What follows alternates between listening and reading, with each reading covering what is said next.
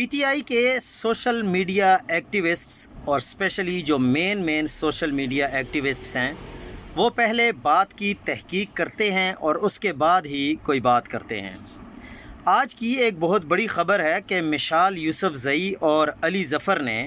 سہیل آفریدی صاحب کو کہا کہ عمران خان کا حکم ہے کہ بیرسٹر سیف کو ترجمان کے عہدے پر برقرار رکھنا ہے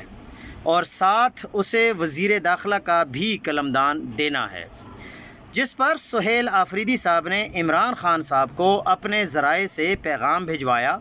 اور عمران خان کا جواب آیا کہ یہ جھوٹ بول رہے ہیں، میں نے ایسی کوئی ہدایت نہیں دی۔ اس کے بعد سہیل آفریدی کو اپنی کابینہ تشکیل دینے کا عمران خان نے مکمل اختیار دے دیا ہے،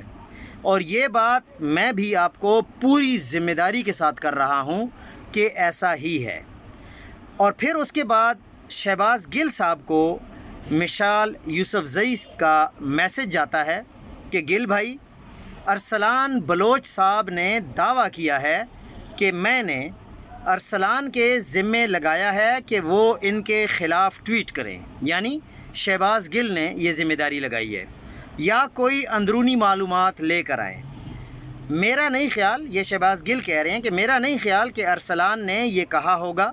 کیونکہ میرا ارسلان سے کبھی بھی ایسا کوئی رابطہ نہیں ہوا، نہ ہی میں نے انہیں کچھ بھیجا، نہ انہوں نے کوئی کال کی اور نہ انہوں نے مجھے کچھ بھیجا ہے۔ تو یہ کوئی نئی قسم کی سازش ہے،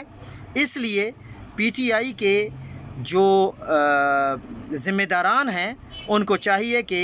ہوشیار ہو جائیں، اور سب کو پتہ ہے کہ مشال یوسفزئی کن کے پیغام لے کر آتی ہیں۔